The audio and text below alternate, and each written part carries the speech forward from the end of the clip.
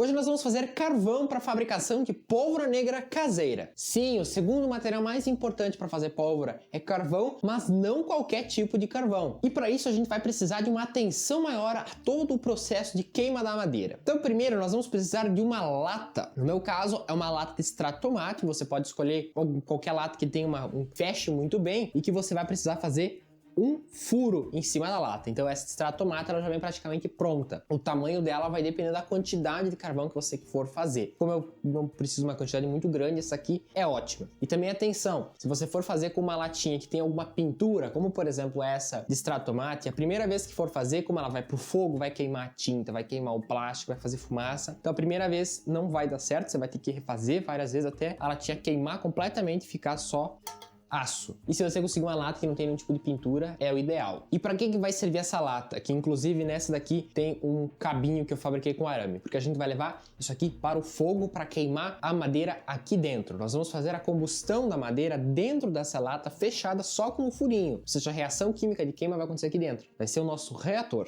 Agora a gente vai encher essa latinha com madeira. No meu caso, eu escolhi serragem. Por quê? Se eu colocasse pedacinhos de madeira, tudo bem. Mas como o meu objetivo é fazer pólvora, depois eu teria que moer esse carvão. Para facilitar um pouco esse processo, eu coloco a serragem. E a serragem, nesse caso, vai dar uma vantagem a mais do que só ficar mais fácil de moer. Por quê? Nós vamos precisar fazer uma queima por igual na madeira. Eu vi diversos vídeos na internet do pessoal fazendo isso aqui e colocando a latinha em cima da chama do fogão. Isso não é ideal, porque primeiro ela vai esquentar embaixo, vai queimar embaixo, em cima não vai ficar a mesma temperatura. Por quê? A gente precisa que seja uma queima homogênea. A serragem vai facilitar, porque não são pedaços de madeira muito diferentes, é quase tudo igual. Enquanto eu fui colocando a serragem, me surgiu uma ideia de pesar a quantidade de madeira que eu estava colocando ali. Eu poderia ter pesado o conjunto inteiro de serragem e latinha, mas eu não queria sujar a balança ali, então eu tirei, pesei e depois coloquei de volta. Você já vai entender logo mais no vídeo por que eu fiz essa pesagem. Feito isso, nós vamos levar essa latinha aqui para o fogo. Como eu mencionei, fogão a gás não é ideal, então nós vamos fazer um fogo a lenha.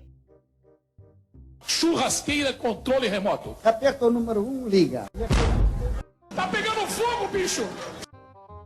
No meu caso, eu não segui nenhuma técnica específica para fabricar o fogo, enfim. Foi só na lareira da minha casa, coloquei bastante lenha, bastante fogo para conseguir uma temperatura grande. E depois que pegou bem o fogo, eu coloquei a latinha no cerne ali da toda aquela chama para a gente conseguir a maior temperatura e que queime por igual na latinha, para ter fogo em todas as partes da latinha. Bem, nós vamos ter que queimar a madeira, mas não por completo, até transformar a madeira em cinza. A cinza é a parte inorgânica da madeira, ou seja, aquilo que não conseguiu queimar. Aqui a gente quer o meio termo, o carvão, ou seja, é a maior parte composto de carbono. E a gente está fazendo isso dentro da latinha, por quê? Nós vamos queimar isso aqui não por completo, mas não no sentido de não queimar totalmente a madeira, mas no sentido de uma combustão incompleta. Ou seja, dentro da lata vai ter pouco oxigênio, tem só uma abertura para sair os vapores da madeira, então vai ter muito pouco oxigênio. Tanto que você for fazendo isso, na câmera ficou um pouco difícil de mostrar, mas a gente consegue ver um jato de fogo saindo pelo buraquinho da tampa. E às vezes, se a tampa não fica muito bem vedada, a gente consegue queimar o fogo saindo pela borda da tampa. No momento ali eu tirei da chama para vocês conseguirem ver. É um pouco difícil de mostrar, porque a câmera não pega direito o fogo, mas caso você for fazer, dá até para ouvir e perceber a chama saindo só pelaquela região, porque a gente está comprimindo a madeira num local que tem pouco oxigênio, os vapores acabam queimando só pelaquela abertura. E outra, a gente aumenta a temperatura muito maior do que só colocar fogo numa madeira e depois apagar ela. Essa pobreza em oxigênio e essa temperatura bem elevada, teve até uns momentos ali que a latinha começou a ficar avermelhada, o que é excelente, vai fazer com que a formação do carvão, ou seja, a forma como o carbono vai se organizar nesse carvão, vai ser um pouco diferente de uma forma de uma organização normal do carbono em um carvão regular de churrasco, que foi queimado em uma temperatura mais baixa. E isso vai melhorar a qualidade da pólvora como produto final. Com o passar dos anos, essas técnicas foram aprimoradas para melhorar a pólvora e também se descobriu que uma coisa muito importante na fabricação da pólvora é a escolha da madeira. Todos os pesquisas que eu fiz, uma madeira chamada Willow, que é muito comum lá nos Estados Unidos, é a melhor de todas para fabricar pólvora caseira. Pesquisei muito aqui no Brasil, não encontrei. Até as outras que seriam segundas melhor também não acabei encontrando, então foi com madeira regular. Mas só a técnica de queimar assim na latinha já vai dar um resultado muito interessante. Aí você me pergunta, como é que eu sei que já tá pronto o nosso carvão ali dentro? Você pode ficar tranquilo que a gente não vai conseguir atingir cinza nesse momento, então você pode deixar lá por um tempão, não vai conseguir queimar tudo porque de fato tá fechado, mas a gente pode retirar do fogo a partir de uns 30 minutos. No meu caso foram esse período, porque é uma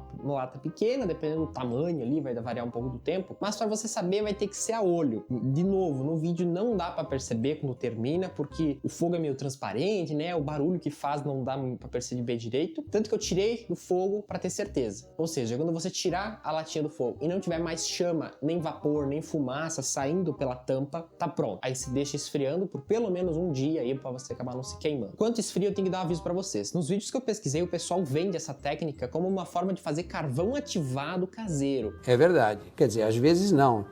Pois bem, eu não posso garantir. Eu fiz várias pesquisas, não encontrei um material muito claro, então eu prefiro deixar claro para vocês que eu não sei direito essa parte. Fui ver como é que é feito o carvão ativado, são temperaturas maiores, a madeira é um pouco diferente, tem muito mais atenção a isso. Então essa técnica melhora o carvão para fazer uma pólvora caseira, mas eu não garanto que esse tipo de técnica gera carvão ativado para ter uma qualidade legal em filtragem de água ou até em usos estéticos e de saúde do carvão ativado. Esse aqui eu acho que tá longe de ser carvão ativado. Eu não assumo esse BO.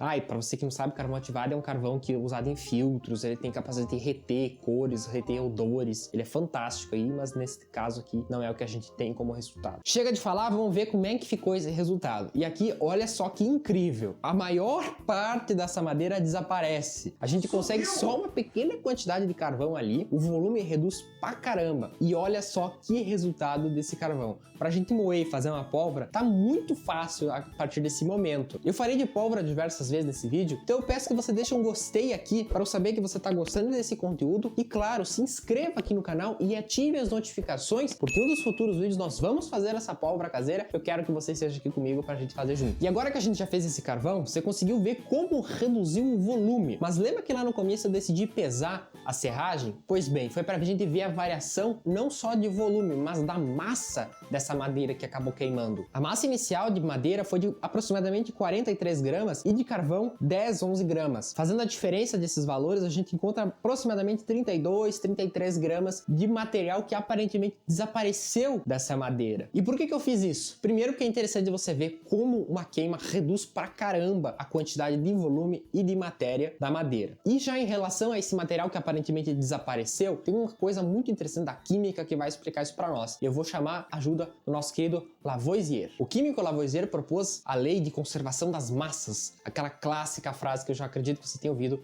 nada se cria, tudo se transforma. O que a gente transformou aqui? Na queima da madeira, que a combustão é uma reação química bem complexa em relação à molécula da madeira, o que transforma, fazendo nesse recipiente fechado, a gente retirou a maior parte da água da madeira, tanto que quando eu falei lá que dava para ouvir um vaporzinho naquele jato, boa parte era vapor de água. A gente também transformou muita parte dessa madeira em gás carbônico, monóxido de carbono também. Esses gases resultantes dessa combustão não foram criados, eles se transformaram a partir de uma reação química e a gente também não perdeu eles simplesmente foram para a atmosfera. Então a gente não consegue pegar eles e acaba resultando só o que sobrou da queima, que foi o carvão. E se você, assim como eu, que gosta dessas coisas da teoria, se aproximando da prática e a história da química em geral ao redor desses cientistas como Lavoisier, eu tenho uma recomendação de um livro para você. A Colher que Desaparece contra histórias malucas, como segundo o próprio autor diz, de descobertas e estudos de elementos químicos e da química em geral com a relação do cientista que está fazendo aquela pesquisa. Eu li boa parte desse livro no transporte quando eu ia para a escola. No caso agora, o meu transporte para a escola, o maior movimento que eu faço é do quarto até a cozinha, mas eu recomendo muito essa leitura. O link para você comprar o livro tá aqui na descrição, e se você for membro da Amazon Prime, que também tem um link para você se tornar membro, você ganha frete grátis no livro. Leia e aprenda muito mais. E falando em aprender,